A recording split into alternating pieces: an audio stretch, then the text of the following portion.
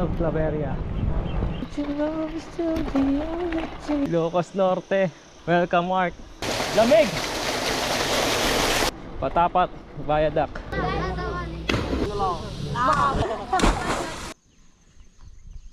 Dami. Uhuy! 7:50 na ng umaga. Welcome sa aking riding day number 53. Nandito pa ako ngayon sa Claveria. Dadaanan ko ngayon yung beach nila, yung boardwalk nila. Maganda raw dito eh. Maganda ang sikat ng araw ngayon. Sigurado, tanghali. Mainit na. Aakyat tayo ngayon ng Santa Prasedex. Papuntang Pagudpud. May mga bundok tayong dadaanan.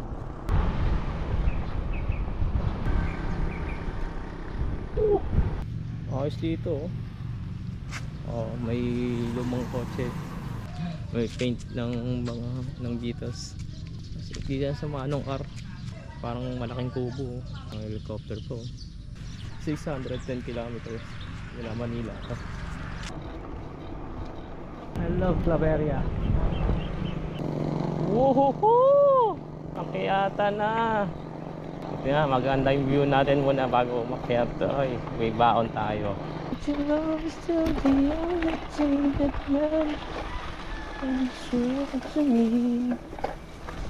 Ito na, sisimula na yung akyat. Mukhang hindi naman matirik. Pagliko, ayan o, siko yan o. Maiksi lang pala itong ahon dun sa may bandang Claveria. Hindi na natin na kung ano pa yung susunod ng mga ahon, kung saan pa. Ayun, may mga bundukan tayong tinutumbok eh. Meron pa yan sigurado.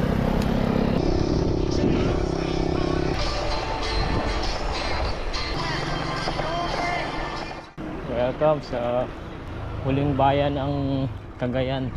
Western border niya, Santa Prasedex. 37 kilometers mula rito yung Pagudpud. Picture tayo saglit. Tapos maya hanap tayo ng mamimerienda. Ginugutom na ako. Manipis lang pala yung kung empanada. Kulang.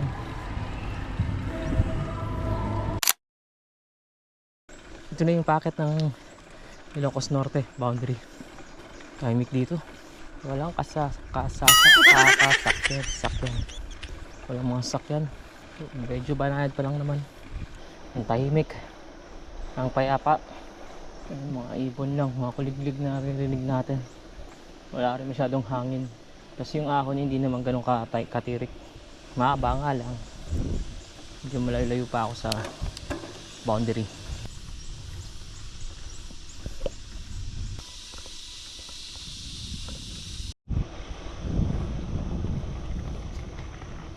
Ilocos Norte.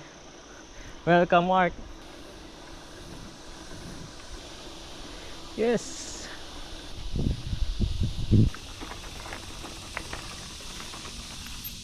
Wow. Ang asul ng tubig. Oh, yun. Yung Patapat Viaduct. Pupunta tayo doon. Kung nakikita nyo, may mga windmills na doon. No? Yung Patapat Viaduct, yun yung kalsada sa gilid ng dagat. Bago ko narating tong Welcome Arc, siguro mga 5 kilometers ang inakyat natin. Pero ano lang, banayad lang. Taga saan kayo? Taga Manila po. Ingat sa biyahe Paano kayo mga kababa? Lalakarin nyo na lang. Hindi, kayong ko lang nung napunlan sa dagat. Makasama nyo po. Oo, yung mga kamag-anak ko. May mga kamag-anak po kayong inintay. Yan ang tinatawag namin na Patapat. Yung Patapat Viaduct. Kasi tay, sana nakatulong yan kahit maliit na alaga. Kikausap tayo sa matanda doon sa taas. Naiwan daw siya ng mga kasama niya. Yung mga kasama niya nagpunta sa dagat. Tapos wala pa lang siya kain gagabi pa. Bababa na tayo. Lang tayo Patapat. Take me back to my boat on the river. Yes. Hindi kinakaya din ng mga tao dito. Mga nagtatrabaho. Sa ahon pa to konti. Lamig! Presko. Patapat Viaduct. Hindi na gumiba ng bundok siguro to. Tinungtong na lang oh. me. Mas 11 na ng tanghali. Target ko makarating sana mga pananghalian sa Pagudpod. Siguro mga 15 kilometers pa. Ay, may mga electric pan na rito, malalaki. Barangay Baloy. Naraisak nga isa sang bay. Dumanon kayo. I love Baloy. Ilang megawatts kaya napoproduce niyan? Ngayon ako nakalapit. Hindi ko masyadong nalapitan yung sa Pililla. Konting kembot pa. Mga 12 kilometers pa bago makakarating ng Pagudpod. Matagas na sa mata ko yung pawis. Hapde. Ito, patagilid yung daan, no? Patagilid. 4 kilometers na lang. Pagudpod na. Grabe. Walang kasilong-silong dito.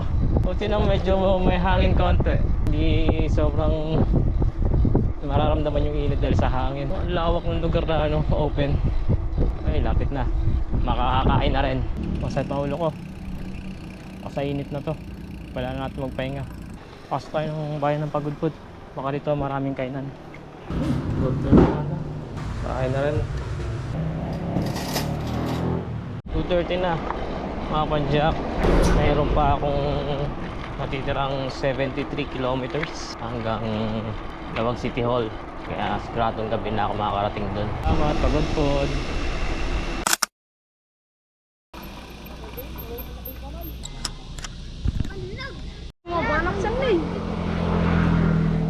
Video mo kayo doon. Oh, sige. Video mo kayo doon. Ay, mag-shoutout ka muna bago ka tumalon. Shoutout kay Uncle Pito dyan. Ito na yung photo ko. O, sige na. Tara na. Wow, ito. Wow. Ma. Tama ka na lang. Tama.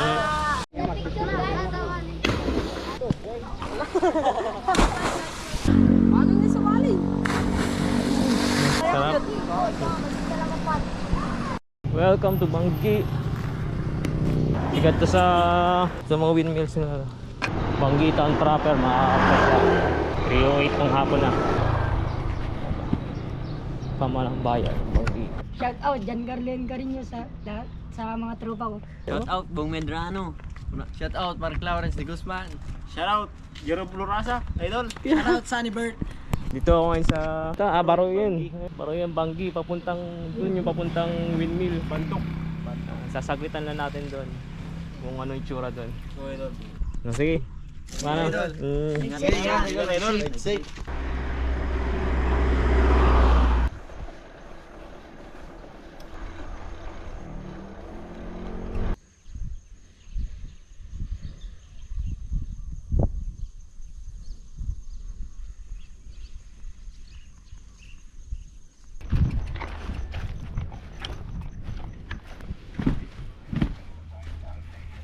Ay, mga windmills, oh.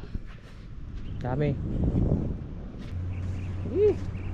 Ayos. First time. Ano nag-maintain sila, kuya?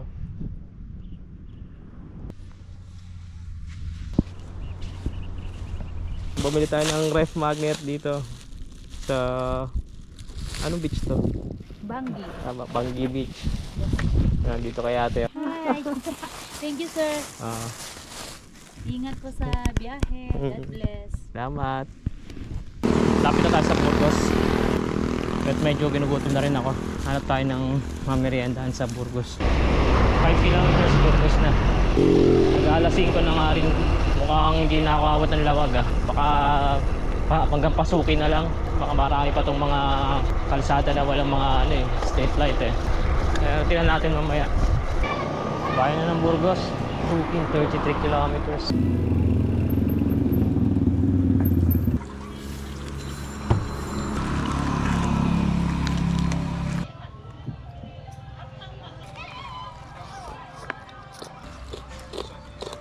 Merienda na naman tayo ng empanada at yung isaw na pinirito. Nasa bundok pa rin ata to. Hindi pa tayo tuluyang nakababa.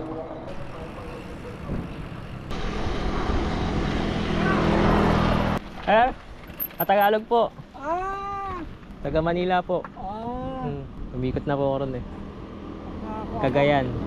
Sige po. At gagabi na ako. Lawag pa ako eh. Hindi ko Tagalog sa tatay. Hindi ko rin siya naiintindihan. Ayun, alas 6 na. Oh. Sunset na. Hans Jerwin Garande. Hans Jerwin. Taga anong barangay kayo?